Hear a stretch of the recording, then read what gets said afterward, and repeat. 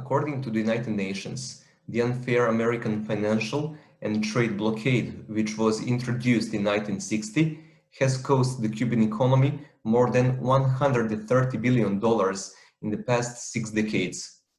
Instead of the expected goal of Washington, Cuba became a stable and prosperous country with visible development results in education and health, without any help from international financial institutions, while the legendary Fidel Castro became the hero of the anti-imperialist, freedom-loving world.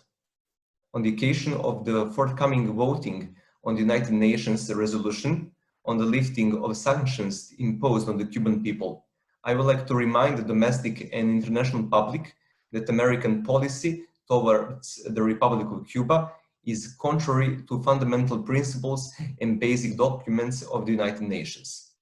The isolation, which has been condemned by more than 180 members of the United Nations, represents a kind of violence and shame of Washington's policy.